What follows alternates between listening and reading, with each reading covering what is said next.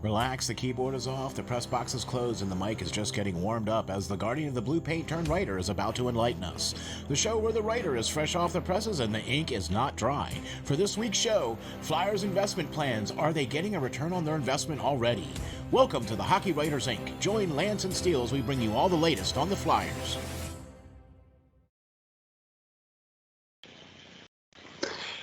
Hi guys, welcome back to another edition of the Hockey Writers Inc. As always, I'm your host, Lance Green. And I'm your co-host, SteelFlyers. And Lance, I'll tell you what, man, it is so good to have you back, my brother. Oh, man, we have missed you. Last week was a great show. It was awesome having you back. Feels like we're just settling in here now, doesn't it? Well, I think it's good timing coming back, and there's a lot of news, a lot of shakeups, and everything that we're going to get into this show. So let's get it rolling. You got it, my man. And I'll tell you what, Flyers investment plans, are they getting return on their investment already? Man, I think they might be. And let's jump right into the first article that our great writer extraordinaire has put out there. And that's right, folks, just posted yesterday on FlyersNittyGritty.com. The Flyers are already earning dividends from their economical signings. And all that means to me is return on investment. Right? Okay. Yeah, I mean, for sure. Okay. In your article, you talk about the influence of Keith Yandle. Explain. Sure. Well, in this article, the theory behind the article, before we even get into that, was, with all of the big signings and trades that went about this offseason by Chuck Fletcher, these two that we're going to talk about in here, Keith being one of them, kind of went unnoticed when they happened and people questioned them, but they're definitely proving, to pay back dividends already, just by, these couple mere league, minimum deals for these veteran players. So, as you said, with Keith Yandle, he simply has come in since day one, and, not only has he lit up the locker room and just brought light to a somber, depressing locker room, and where nobody really talked, nobody really got into it. He's a Kevin Hayes 2.0 in that aspect, where he can just make everybody relax, laugh, and have fun. But not only that, when he gets out on the ice, he's all business. Yeah. And with Keith coming in, being 35 years old, he brings a lot of experience to the fold, and he's done this a lot. And for just $900,000 this season, Chuck was able to bring him in. He got bought out by Florida, and where he was asked to come step up and play a role where he really isn't suited to play anymore at his age. In Florida, with some injuries occurring down there to some of their better defensemen. So, being that as it may, Flyers lucked out and got him. Now, back in Alain's system with the Flyers, he seems to be fitting in right away. Out on the ice, he's playing with Braun, and he's really bringing a solid third pairing to light down there. I like Robert Haig and everything, and he definitely brought some physicality down there. But I think, not only that, Yandle brings in that missing power play specialty that Gostisbehere brought to the team, and for heck, we're paying him a heck of a lot less than Shane was, and he's a lot better defensively as well. I think that part of his game, Yandle's game, is a lot looked down on, or missed, because he's thought of as just a power play specialist. But as in drills, if you've been to training camp, and as you've seen in these preseason games, it's there. He's solid defensively, and he was a great pickup for us. And, for pennies on the dollar of what Gostisbehere and Haig were. So great experience, amazing player to bring in. Yeah, even based off of what he was bought out for. Like Yeah. the remaining 2 years of his contract was worth like $4 million or something like that, or $4.6 million. Well, the Panthers saved about $4 million this season alone in buying him out. Yeah. That's what I mean. Okay, so maybe he was getting a little bit more. Yeah. So it's not like he needs the money. I mean, he got paid from the Panthers, but I think it's at this point in his career, I think it's a little bit more than just the money aspect. He's got paid those deals like you're hinting at, and he wants to come into a team where he can help, and he can possibly have a real shot at winning the cup, and that's why he came to Philadelphia. I agree. That and gritty. He loves gritty. yeah. Okay, right. So you watched that little video that they did where they mic'd him up and they had him go around for his media day, right? Yeah. Keith Yandel, right? That was really cool. And they played Pictionary, and Risto Ristolainen was with him and everything too. And that was really cool, right? Watching that. But when I watched Yandel in Florida, I was really impressed with him. And then when Ekblad went down, he was elevated to a level of play that he's just not physically capable of doing anymore. Yeah, he was at that level at one time in his career, but he is a aging veteran that doesn't need to play 25 minutes a minute. Yeah. Okay, right. Yeah. He's not that guy anymore, right? He needs to only be playing like 13, 14, 15 minutes a game.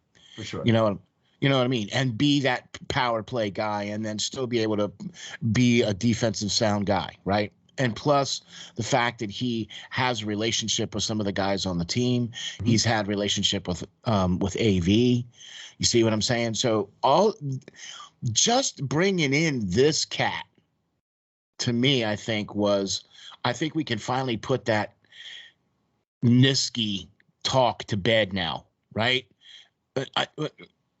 That's all we did was talk about last year how, Chuck tried to replace Niskin, and he tried to this Niskin and this Niskin and this, that. We haven't really said much about that anymore now, have we?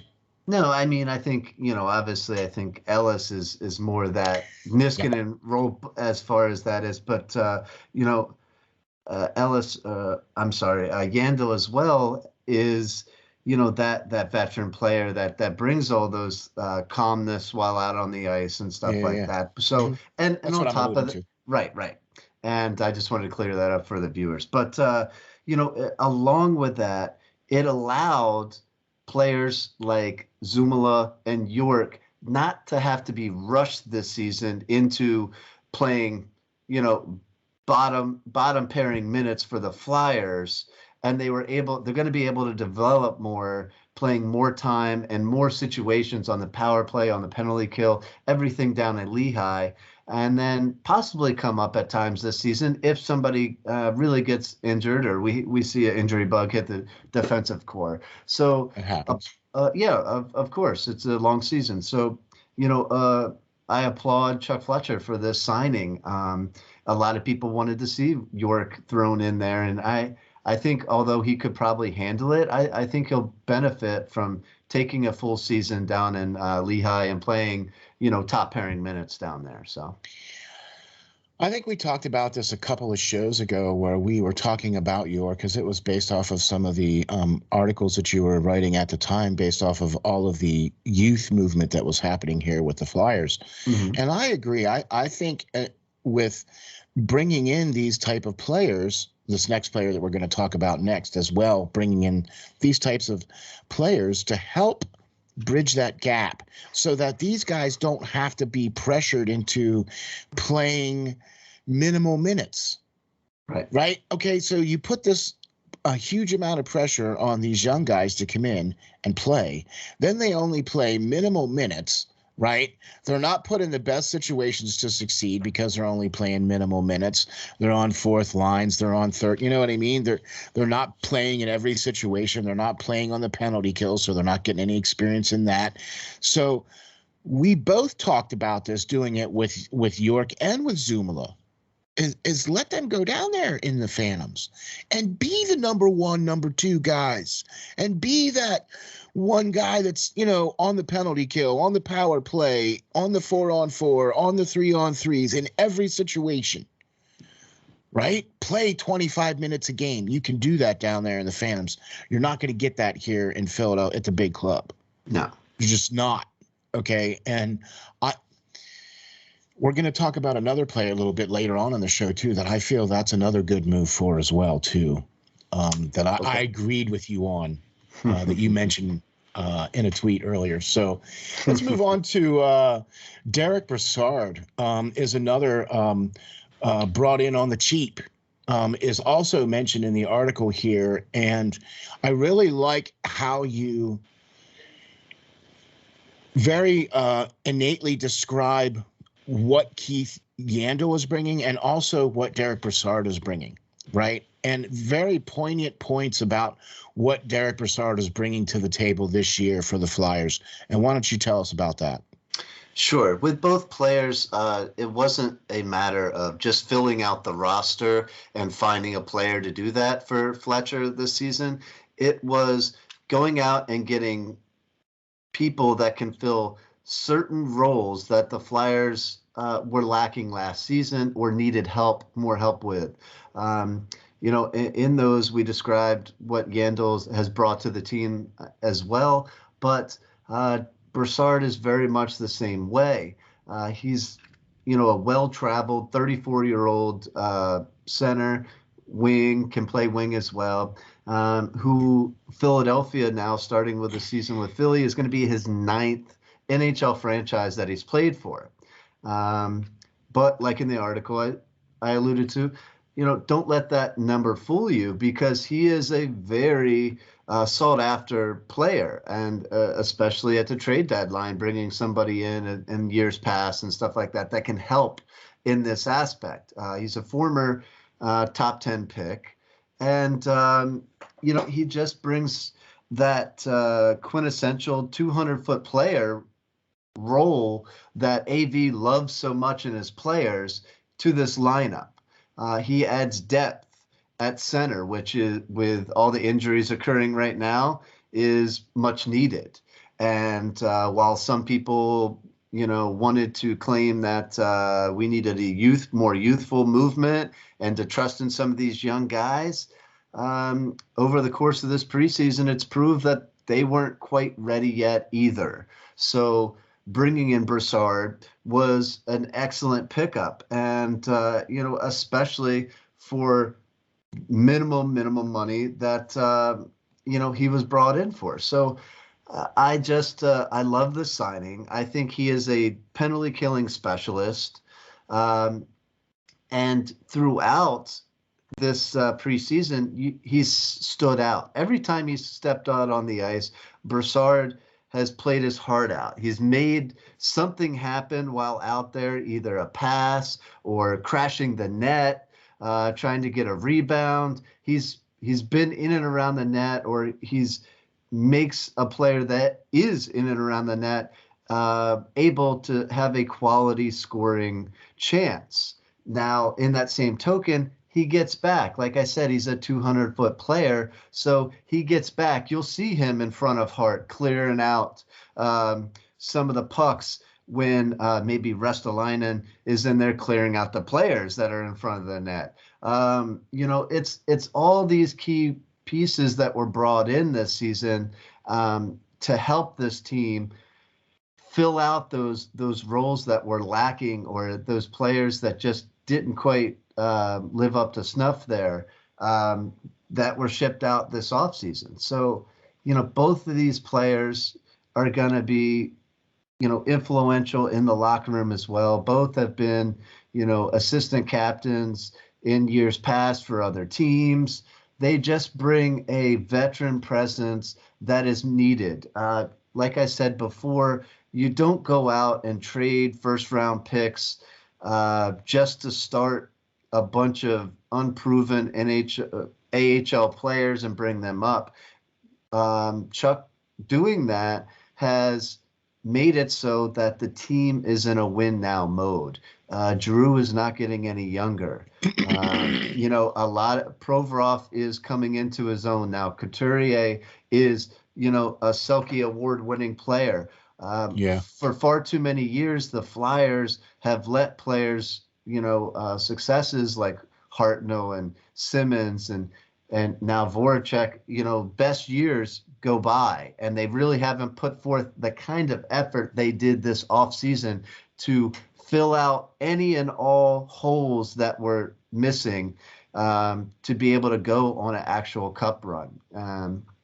And I think they have, from Ellis to Ristolainen, being the big names being brought in, to players like Brassard and Yandel coming in to help out as well on the bottom pairings, the bottom, Exactly. top 6 forward group, Yeah. the bottom defensive pairing. Look, we've talked about this on numerous occasions. These players seemingly were brought in to help change the culture. Sure. You know what I mean? Of this team, no? Right? For sure. I mean, and I think that it's very well documented that these guys are team first guys. You know what I mean? They're also responsible guys, and they're also going to do exactly what you said. They're going to take the pressure off the young guys to where they don't have to be pressured into that particular spot.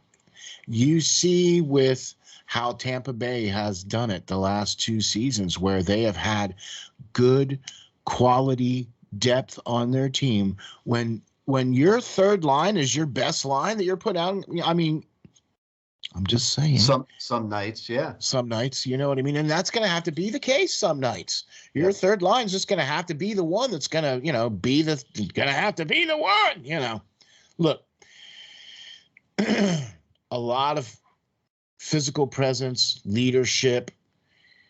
You feel these guys kind of check the boxes on that with Yandel and Brassard. With Brassard? You feel that they kind of check off those boxes? Yeah, they check off numerous boxes that the Flyers needed to go out and, acquire somebody to be able to do so. And, in saying that, it's making it so that this team is the most exciting team just in preseason hockey. I've noticed a lot more fans commenting on watching the games and looking for them and being frustrated with the last one not being televised. And last season and years prior, they're, myself included at times even, found themselves not really worried if they were out doing something and forgot to record the game or something. Well, I mean, the team was just not that exciting to watch, so, but even during the regular season last year, I mean, the team was not exciting as they are this season. The last 2 months were tough. Rough. Yeah. So, all these players check boxes that they didn't have checked last season, and it's going to be an exciting season to watch. We are really going to compete, even with Hayes being out and Allison being out for a little bit. The depth that is there, maybe not as strong at center as we thought, with some guys not stepping up this season, but it's still there. And we can still move guys around to fill in those holes until they come back. And it's going to be the same on the back end as well. With defense, we have the people in place if somebody gets hurt this season to bring in. And with that, my next article alluded to another signing by Chuck Fletcher that will do just that at the start of this season. Yeah, I agree. I mean, look, this article is another great example of insight from our writer extraordinaire. And honestly, I feel that these additions to the team, Yandel and Brassard, there have been numerous other additions to the team that have been brought in to do just that, change the culture, to change how things are done. You know what I mean? But these guys in particularly brought in on the cheap, and I really feel that they were also brought in. What I mean by change of culture is these guys are, in particular, the types of guys that the younger guys can look up to and learn from. This is how you be a professional. This is how you do it. This is how it's supposed to go. And then we talked about it before, and I really like the fact that the two coaches now are two ex-players that did it right for the Phantoms. You know, even though we were kind of scratching our head as like, why did they put Ian LePerrier down there? Like, that's kind of a demotion. I hope he takes it and runs with it, and I hope he becomes successful with it. You know what I mean? But we all know as a player, he played it the right way, and he can show those young guys how to do it right. And then bringing in Jason Smith, that was another score as far as I'm concerned to help these young players along. And I think bringing in players like Yandel and like Brassard, I mean, Brassard's got 117 playoff game experience. I mean, that's got to help somewhere. I mean, a guy that's this coveted, that he's on his 9th team? Come on. You know, look, I'm just pointing out the obvious here, people. Yeah, I mean, both these guys are gonna, do that as LePerrier and Smith are gonna do for the Phantoms behind the bench. These guys are gonna be able to do it on the ice for the Flyers. As I said, right on the ice. And as I said in my article with that, Brassard especially, so many young guys were vying to make the team this season. And in training camp or at practices, whatever, if they wanted to know what they have to do to make the NHL club and make that next step, all they have to do is watch him, because he is the epitome of NHL professional and what you look at as a consummate professional in the NHL. And there's a reason why he's so coveted by all these playoff contenders that need that one more piece. There's a reason why he's been able to stick around the league for so long, because like Yandel, they just play the game the right way. And and take it every time they step out on the ice. They're doing something to create chances. They're doing something to prevent goals. And be that 200-foot player as is Yandel stepping up into the offensive zone and trying to score goals or make a nice pass. Brassard does the same thing and gets back and helps out in that defensive zone. It's not only two people out on the ice that play defense. They may hold that title, but all 5 guys out on the ice should be playing defense when that puck is in, their defensive zone.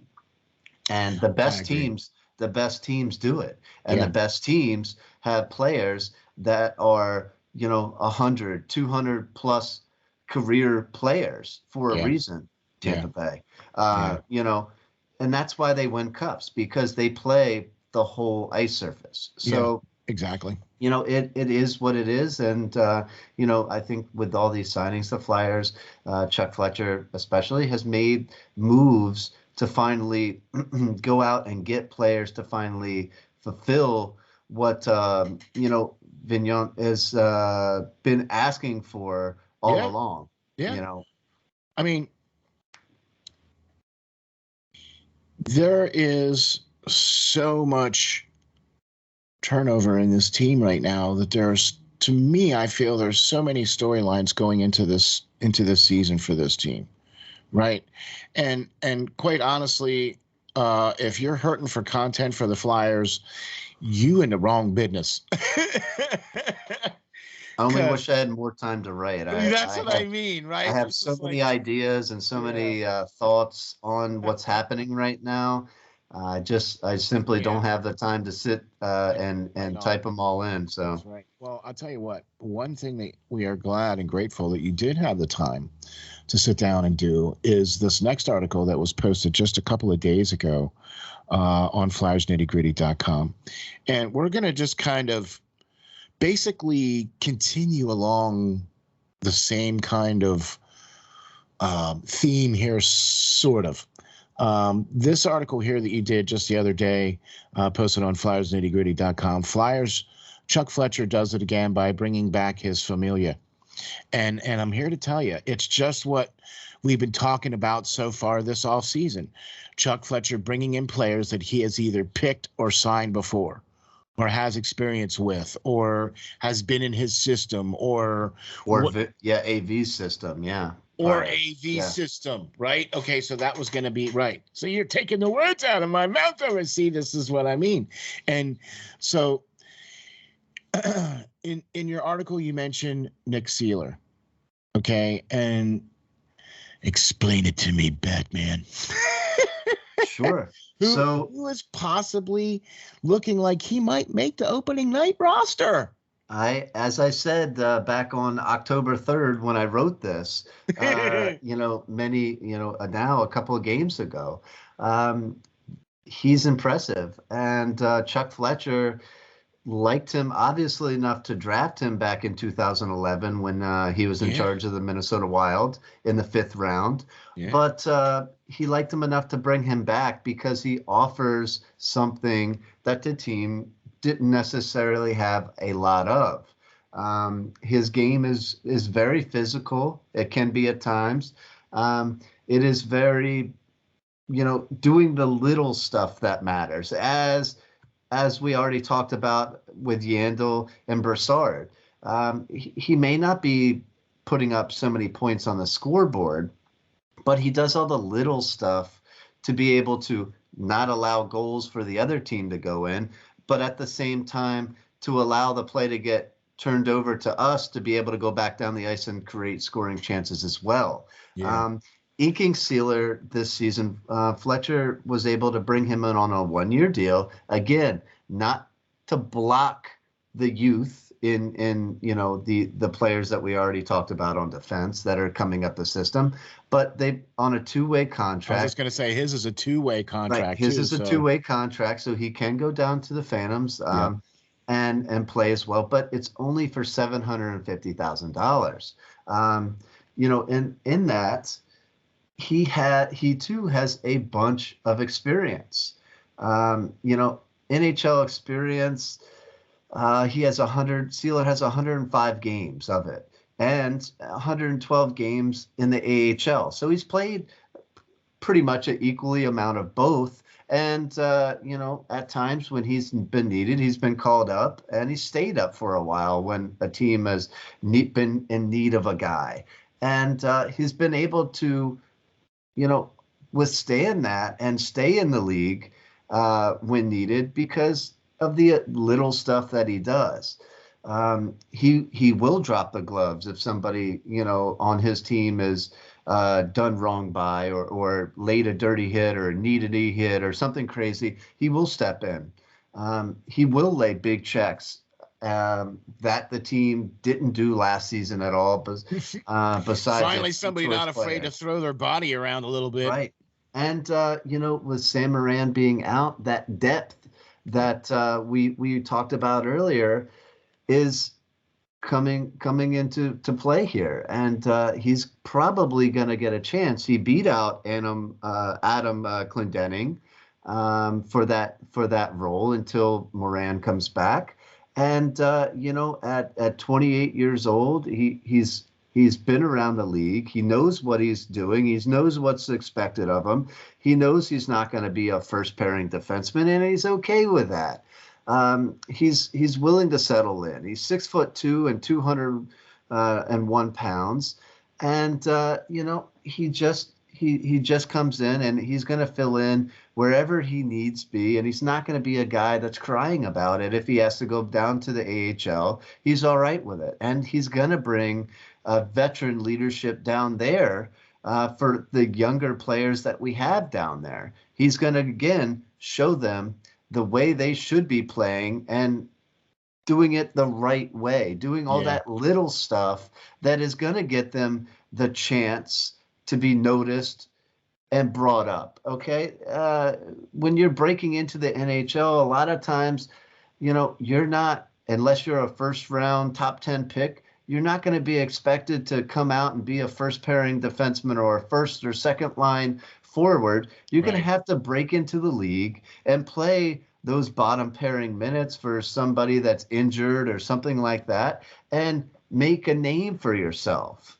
Make it And hard for the coach to take you off the ice. right. And this is just what Nick has done over the years. And that's why he's still at 28 years old hanging around the league and getting chances because, let's face it, guys, it's 82 game regular season. Guys are going to get injured.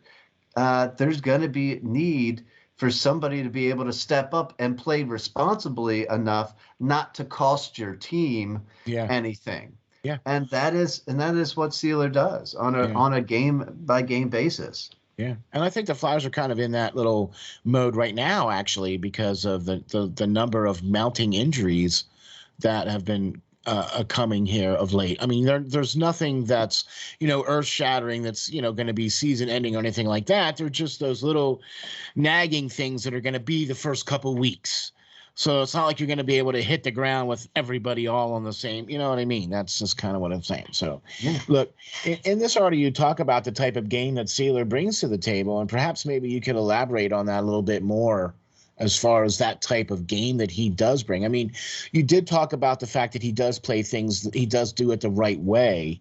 You know what I mean? But what exactly is it that Chuck saw in him that, I mean, we needed a culture change here, and that's what the Yandles and the Ellis and the Atkinson and all those guys that were brought in. But you talk very specifically about going into the little areas and going into those dirty areas and throwing your body around. And, that's exactly what the Flyers didn't have last year. Right. I mean, you have it with Risto now, of course, but, Sealer does much of the same thing. He'll hit guys in the open ice. He'll finish checks along the boards. He'll battle in the corners and come out victorious because he's strong. He'll clear guys out in front of the net so that Carter Hart and, Jones will be able to sit there and see the puck and not have somebody batting in a rebound that's just openly standing there in front of them.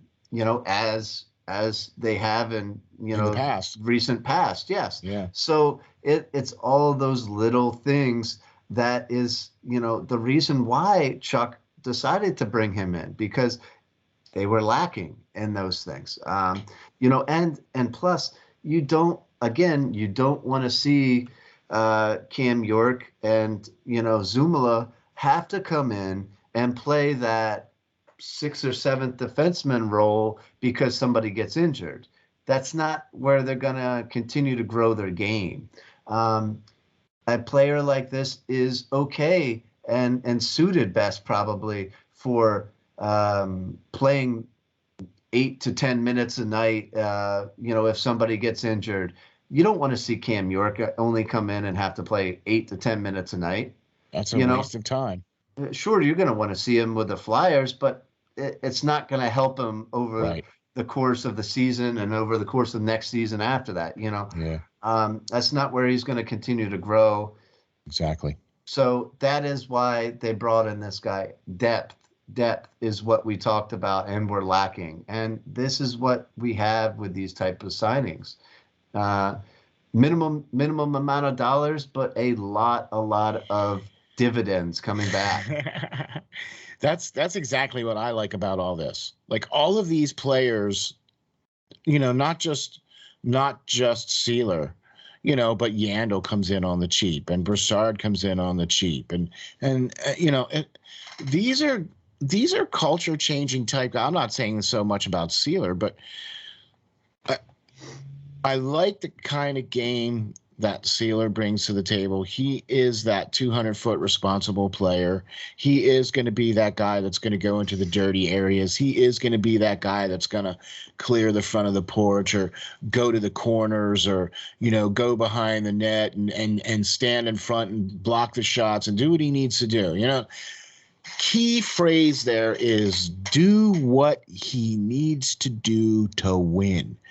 Last year, we saw too many guys make that initial pass and then float, right? Or just coast, or you put 1 or 2 strides in after you make the pass, and then you're just skating. And we saw too much of the dump and chase. Yeah. Okay, and now there's been the wave of change has come, and I'm hoping that we could see more of the AV game, because I don't think dump and chase is AV's game. No, I have always hated that as a goalie, especially. Why would you get control of the puck just to give it away? Yeah. I don't know. Just to battle for it again in their zone. I'd rather see, and that is why with the more talented players that they brought in, they're able to skate the puck into the zone now and set up properly and get more chances. And guys like Brassard are going to do that for you, and guys like Yandel are going to dance around that blue line to keep the puck in the zone to continue that offensive rush push or whatever. and push. Yeah, already seen it. So, already seeing it. Already seeing it. Yeah, I mean, that's the beauty of it. I mean, this sure feels like another early investment by the Flyers that could have some early returns. Right. I mean, just the three players that we talked about. Right. You're seeing Yandel do that and keep the puck in the zone. Whereas before, certain players that were on the roster would not be in the right position and be forced to turn around, skating with their head down as somebody is already breaking away the other way. Exactly. You're seeing Ristolainen not back up when the team gets the puck. The other team gets the puck. He's stepping forward as soon as that guy drops his head to look at where the puck is and laying them up. Not just standing them up, laying them out, taking them off their skates and taking them out of the play altogether. That is what I've been saying and preaching the Flyers needed to do for some time, a darn near season or two. Nobody on the team really had the power enough to completely take guys out of the play. When you're taking that player, even if he makes that pass and sees that hit coming, that is a player that is not rushing down with a player that he just passed the puck to.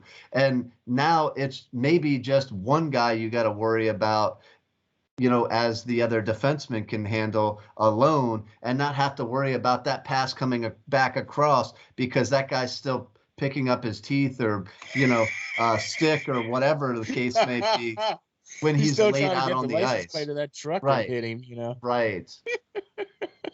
So all of these pieces have gone out and been attained this offseason by Chuck Fletcher, and not all of them had to pay top dollar in order to get. And that is the difference between the good teams and the great teams down the stretch.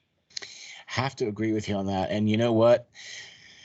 This seems to me like Chuck is basically pushing all the chips into the center of the table this year, I think, right? I mean, this team, I think we're all in now, right?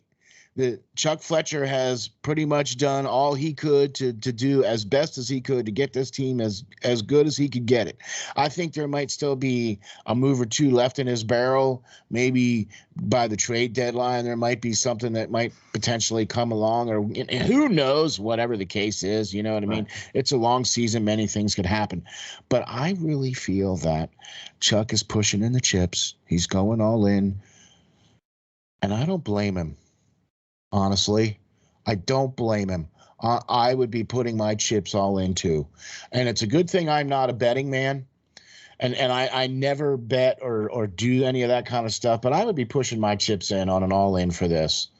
I'm holding at least an ace kicker here. Right? Yeah. Yeah. I mean, isn't that what Ed Snyder did try to do year in and year out? And isn't that why the Flyers are one of the most percentage-wise winning teams since their inaugural season?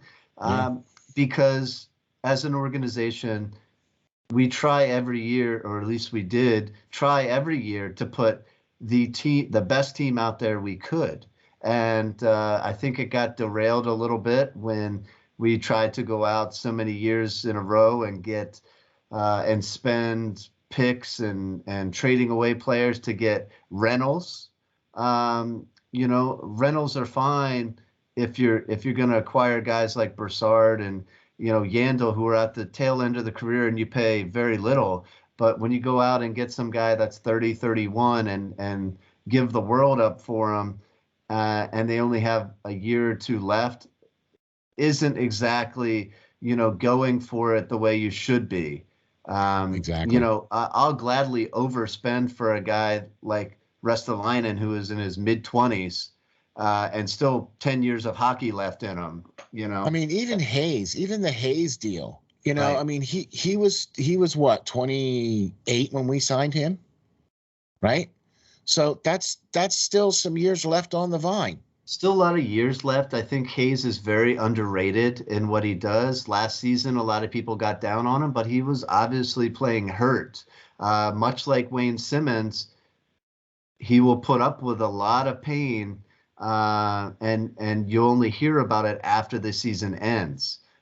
This season, to start out, it was a crapshoot, and he got dealt a bad hand. But I think he's going to come back, and he's going to have a tremendous season, knowing that now he has some better players to surround himself with. And, I think he's going to have a great season for sure. Let's hope so that some of the pressure comes off of them, and then they don't have to feel like they have to be the guy. Right. I think before his injuries occurred last season, he was one of the best Flyers on the roster. I agree. And he was going out there early last season and really doing on his own at times before he really started to get injured and having to play injured. Right. My only concern with Hayes is this: it's the same side, it's the same injury, it's a reoccurrence of the same injury that he had surgery on previously. Mm-hmm. So that's what kind of scares me. Yep. That's the only thing that scares me about that. So if they can fix it and he can get back out there, okay. There's one little couple things here I want to cover here at the end that we kind of sort of teased at the top of the show. And we had mentioned, or you had mentioned in the end of your one previous article about the list of Flyers cuts. Because we're getting down now closer to when teams have to be down to, 24 players total? Yeah, something like that. Yeah. Something like that, right? You're only particularly allowed 24, 23 players. Are there did they up it? It was only 23, but did they up it this year because of maybe potentially protocols, or I don't know. I'm not 100% sure. I don't know. The NHL changes little things like that right. all the time. So, it is what it is. We'll get down there. I think that AV has left just a couple of people up at this point to really battle out that last 7th defenseman or 13th forward role. So, excuse me. Right. And there is one remaining preseason game on Friday as well for that to happen. And the last preseason game was pretty much all the youngsters were in the lineup for that game as well too. So looking to see that be the same basically, or something similar to that. Maybe not everybody in the lineup on Friday's game, you know what I mean? Because there is a gap. They have an entire week where there is no games scheduled for the Flyers until the 15th is their opening night. Yeah. So there is a whole entire week there. Well, right? I think it was important, and AV thought it was obviously important to shed guys early because the Phantoms are opening their own camp right now. Yes. And he, with a new, coaching staff down there, yes. He wants guys to get down there and get familiar with new systems that might be in place. And, just really get their feet wet in where they're actually going to be, rather than, seeing an extra night of preseason hockey just to give somebody that's going to make the team and has been on the team for some time a night off. So. Yeah, I'm with you. So let's get into some of these players that were maybe expectedly sent back or unexpectedly sent back. All right.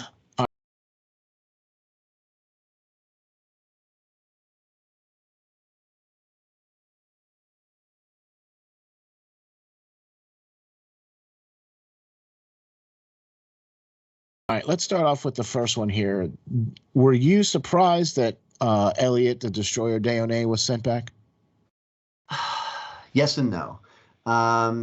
He was did a lot of great things in camp, and he made a lot of major strides this year. I really liked him, and I would have really liked to see him stay with the Phantoms at least and play. But I think he's going to play top line minutes down there. The Phantoms are stacked with prospects already, and with veteran players mixed in. I think a healthy mix of veterans mixed in there, like Mayhew, who we talked about before on different show. So it's probably best that he does go back down. But man, I can't wait to see what he's going to do this season down there. That's for sure. I was not surprised by this. Mm-hmm. Okay. And the reason why I was not surprised by this is because I feel he's one of our better prospects. Sure. But the reason why he played in the AHL last year was because of all the other leagues being closed. Right. So that's why I was I really was not surprised to see him go back to the queue. I just really wasn't. Because he missed last year, you know what I mean? And I also feel that I feel that would be really good for his development to spend that year or however long he spends down there. Mm-hmm. and be that top guy, be that number one guy. Cause I don't think he was going to get it even with the Phantoms, you know? No. There's some depth there. It is what it is. He played down there last season. Yeah. I don't know if his partner, line mate, is going to be down there that got drafted this season, but we'll see. Yeah. I like the kid a lot. I think he made major strides, and I think Fletcher again did the right thing by giving him a contract. Yeah. Already, just to get that out of the way and let him know that he is going to be a piece in the future here. I agree. All right, so let's go with some of the ones that maybe we expected. Okay. And Samuel Ersson, Logan Day, Samu Tuamola, Mason Millman, Shashenko, Wyatt Wiley, Max Willman, Matthew Strom have all been sent back down. Not really surprised by those? No, Sandstrom's, definitely the only one that's really showed as far as goalies go to play solid.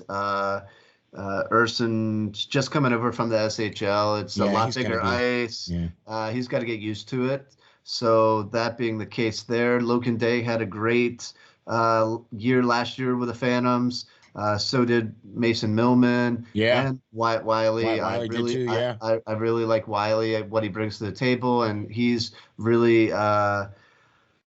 probably one to really get a good look next season because he's a right-hand shot, and there's so many left-hand shots within the Flyer system. As far as Sammy. He's young. He's already had professional experience playing in the SHL, so you really didn't want to send him maybe back there. You wanted to see or possibly to juniors over here somewhere because he already has been playing in the pros. I think he'll get more out of playing in the AHL. So that's all well and good as well. So a lot of these guys knew they were going to go pretty much back there anyway, and we're looking forward to it to continue to their development. Okay, and some of these guys are going to also be the core of the Phantoms. That's going to be their core main team down there as well. Yeah, that's that depth we were just talking about. Exactly. That the team already has in place. Exactly. All right, let's save the best for last, right? Because everybody's all up in arms. I've seen all day today with the announcement of Morgan Frost being sent back down. Your thoughts? I would hate to say I told you so, but I told you so. Everybody wanted to rip me when I would not automatically place this player on the pedestal that everybody else did. But you know, proof's in the pudding. Yeah. It's been 4 or 5 drafts since he was drafted, and yes, he was injured last year, and yes, all the people are saying that it's been a while since he's played, hockey in actual game setting. I get all that, but at what point are we going to stop making excuses for this player?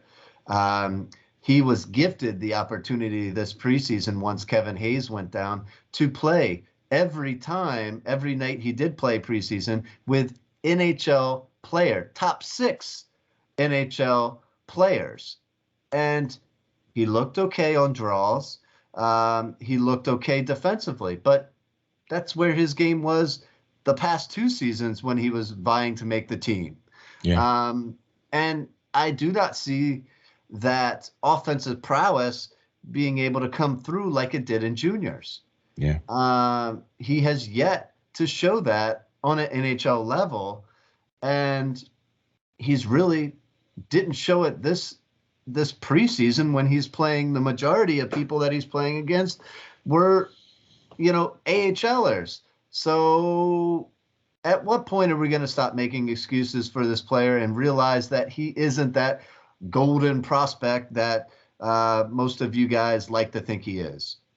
I really like this kid, and I really want to see him excel. Oh, And yeah. he is, as you guys so give him the title of the team's best prospect out there. But I really think Forrester showed a lot, maybe not in the games itself, but definitely in the drills and such, that he is up and coming just as fast, if not faster, than most prospects do. And I think he's going to surpass him, playing wing, but he played center before as well. So, okay. So there you go. I just wanted to give you that opportunity to get that all out. Right? Yeah. Okay. Ratcliffe as well. Ratcliffe did not look all that good either. Yeah. He was just a body out there. Just a body out there in my mind. A former second-round pick, and I wrote about him before as well. He's a former 50-goal scorer down there in the OHL, but has yet to really do anything even at the AHL level. Right. Yes, bigger guys take longer, but again, at what point? He was drafted back in 2017. At what point is it going to click? And at what point are Chuck Fletcher, as he did this season with the people that were departed, at what point is he going to just go, and try to get the best trade value for them, both him and Frost at this point? People don't want to hear that, but it's a business. It's a business, and it's been years, and those high-level draft picks have yet to really turn into the players that the Flyers thought they would be. So in the NHL's top 50 prospects, Morgan Frost's name was not on that list, right? Guess whose names were? Cam York and Tyson Forster. Okay. Right. Now, I know that Frost spent time in the gym, bulked up, did the right things. As he should have done, he should have done, right? Coming back from injury, the whole 9 yards. Here's my take on this, okay? He hasn't really played very many meaningful games in any length of time. Sending him down to the Phantoms is, in my opinion, a wonderful thing for Frost.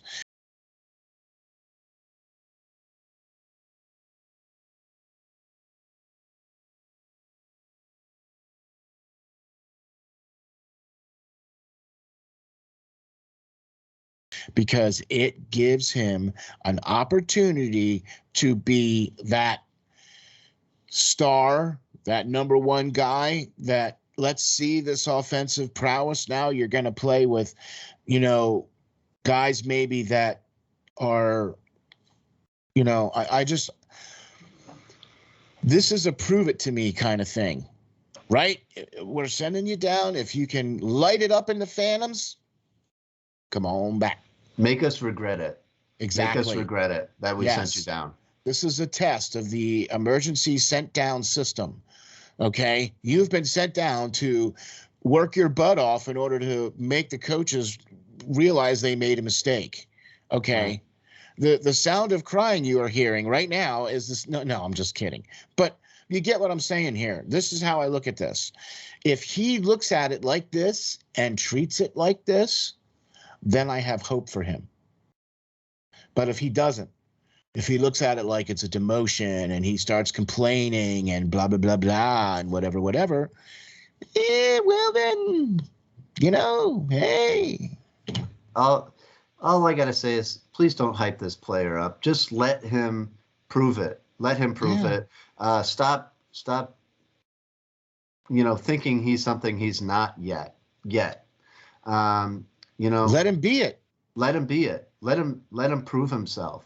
Yeah. And go out there. So many people were adamant that he was going to beat out Scott Lawton. Scott Lawton's been playing in the league for a long time, and he's a very good defensive forward, a very good forward. So many people thought he was going to even push and be a top 6 center this year and push Hayes to the third line.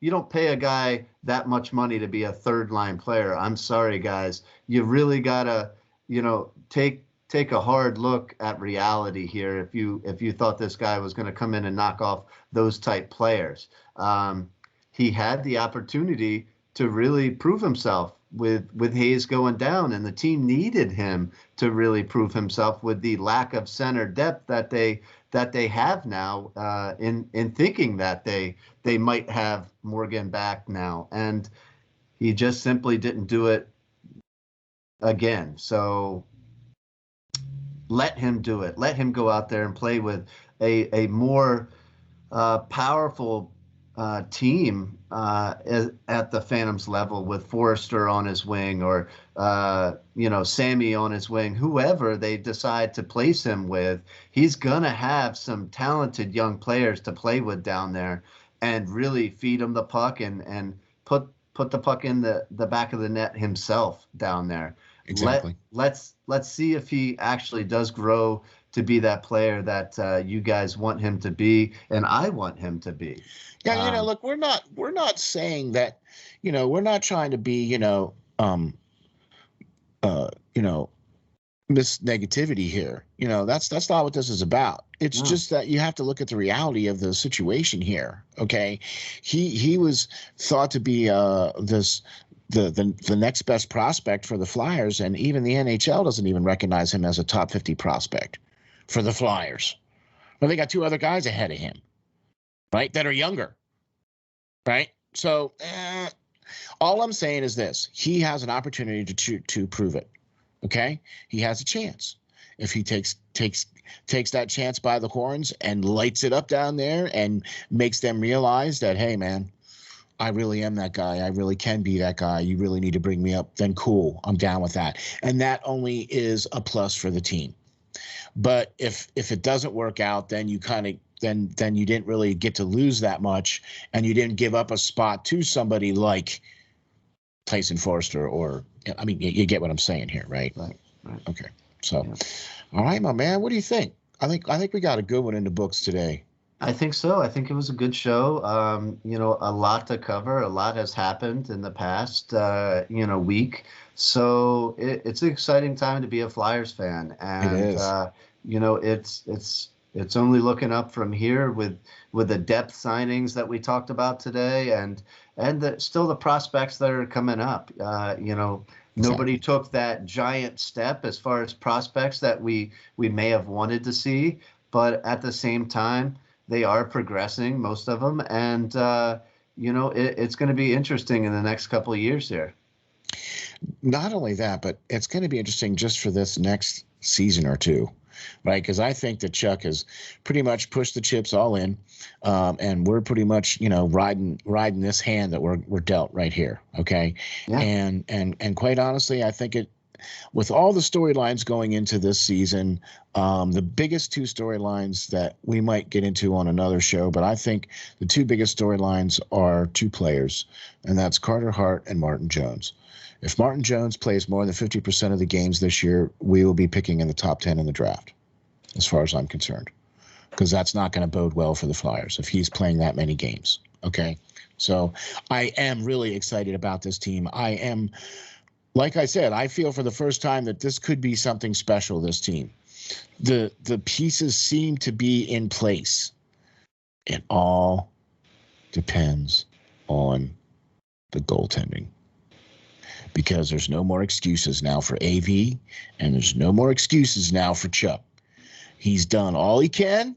He's given AV all the guys he's asked for, right? So here we are. We're pushing all the chips in. We're all in. So if it doesn't happen, you know what I mean? And that's kind of what I'm looking at. So yeah, I mean, the East is definitely tough, and but I think some of the top teams have got a little weaker.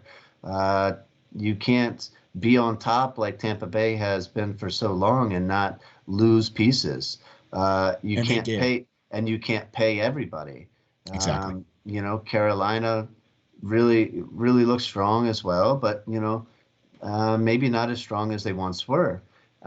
Just on and on. Like, there's so many different teams that have maybe lost a guy or two out there, or with the Caps, they're just seeming to get older and older.